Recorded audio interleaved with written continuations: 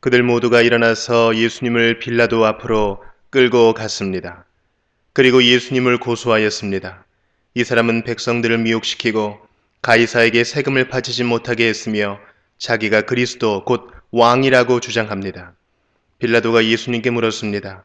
당신이 유대인의 왕이요? 예수님께서 대답하셨습니다. 네가 말한 대로이다. 빌라도가 대제사장들과 군중들에게 말했습니다. 나는 이 사람에게서 아무 죄도 찾지 못하겠소. 그러나 사람들은 계속해서 주장했습니다. 이 사람이 갈릴리에서부터 시작해서 온 유대를 돌아다니고 이곳까지 와서 백성들을 선동하고 있습니다. 빌라도가 이 말을 듣고 예수님이 갈릴리 사람인지 물었습니다. 예수님이 헤롯의 관할 지역 아래에 있다는 것을 알고 예수님을 헤롯에게로 보냈습니다. 당시 헤롯은 예루살렘에 와 있었습니다. 헤롯은 예수님을 보고 매우 기뻐하였습니다. 그는 오래전부터 예수님에 대해 듣고 예수님을 한번 만나보기를 원했습니다. 헤롯은 예수님께서 기적을 행하는 모습을 보고 싶어 하였습니다. 헤롯이 예수님께 여러 가지 말로 질문을 했지만 예수님은 한마디도 대답하시지 않았습니다. 대제사장들과 율법학자들은 곁에 서서 예수님을 강력하게 고소하였습니다. 헤롯은 군사들과 함께 예수님을 경멸하였습니다. 그리고 화려한 옷을 입히고 조롱한 후 다시 빌라도에게로 보냈습니다. 예전에 빌라도와 헤롯은 서로 원수였지만 그날에 헤롯과 빌라도는 서로 친구가 되었습니다. 빌라도가 대제사장들과 지도자들과 백성들을 불렀습니다. 그리고 말했습니다. 너희는 이 사람이 백성을 반역하도록 부추긴다고 하여 내게로 데리고 왔다. 그러나 너희 앞에서 조사를 해보니 너희가 이 사람에 대하여 고소한 죄목을 찾을 수 없었다.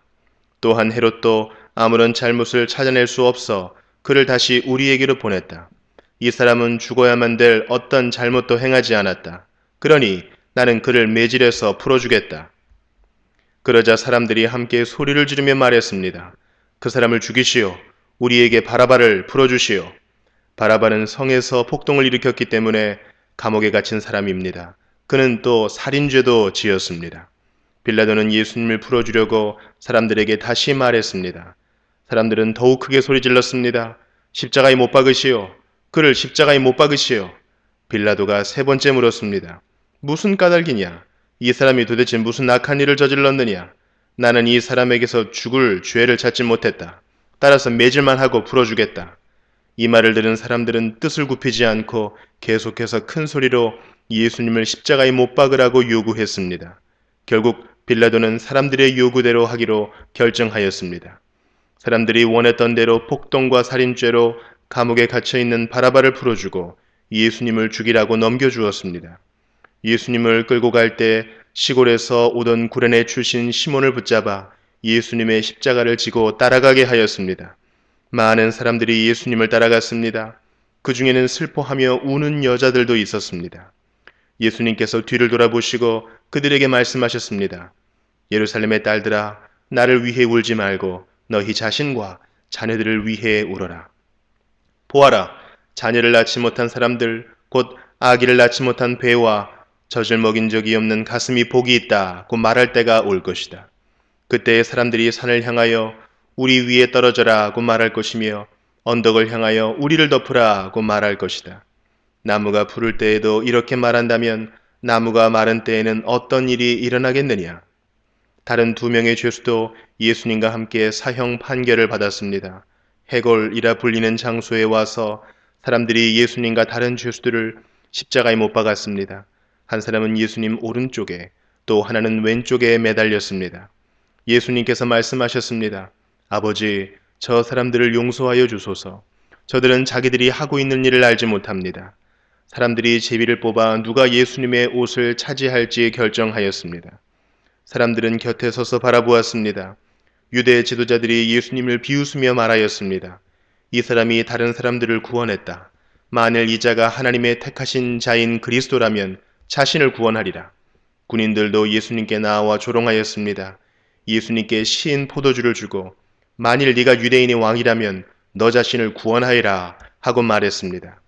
예수님 위에 유대인의 왕이라고 죄목이 쓰여 있었습니다.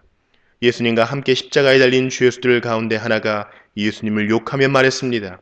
네가 그리스도가 아니냐? 네 자신과 우리를 구원하여라.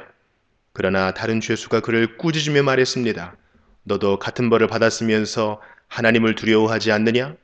우리는 우리가 저지른 일 때문에 마땅한 벌을 받는 것이지만 이분은 아무런 잘못을 행한 적이 없으시다. 그리고 예수님께 말했습니다. 예수님, 주께서 주님의 나라에 들어가실 때 저를 기억해 주십시오. 예수님께서 그에게 말씀하셨습니다. 내가 진정으로 네게 말한다. 오늘 네가 나와 함께 낙원에 있을 것이다. 정오 때쯤에 어두움이 온 땅을 덮어서 오후 3시까지 계속되었습니다. 햇빛이 사라지고 성전의 휘장이 두 쪽으로 찢어졌습니다. 예수님께서 큰 소리로 부르짖으셨습니다. 아버지, 아버지의 손에 내 영혼을 맡깁니다. 이 말씀을 하신 후 예수님께서 돌아가셨습니다. 백부장이 그 일어나는 일을 보고 하나님께 영광을 돌리며 말하였습니다. 분명히 이 사람은 의인이었다. 이 일을 구경하러 모인 많은 사람들도 그 일어난 일을 보고 가슴을 치며 돌아갔습니다. 예수님과 알고 지내던 사람들과 갈릴리에서부터 예수님을 따라온 여자들도 모두 멀리 서서 이 일을 바라보았습니다. 의회원으로 요셉이라고 불리는 사람이 있었는데 그는 선하고 의로운 사람이었습니다. 이 사람은 의회의 결정과 행동에 찬성하지 않았습니다. 이 사람은 유대의 마을인 아리마대 출신이었고 하나님 나라를 기다리던 사람이었습니다. 요셉이 빌라도에게 가서 예수님의 시신을 달라고 요청하였습니다. 요셉은 예수님의 시신을 가져다가 천으로 쌌습니다. 그리고 아무도 사용한 적이 없는 바위를 쪼개 만든 새 무덤에 모셨습니다. 때는 안식일을 준비하는 금요일 늦은 오후였는데 곧 안식일이 시작되려는 때였습니다. 갈릴리로부터 함께 온 여자들이 요셉을 뒤따라가서 무덤을 보고 예수님의 시신이 어떻게 누워 있는지 보았습니다. 그리고 돌아와 향료와 향유를 준비하였고 안식일에는 계명대로 쉬었습니다.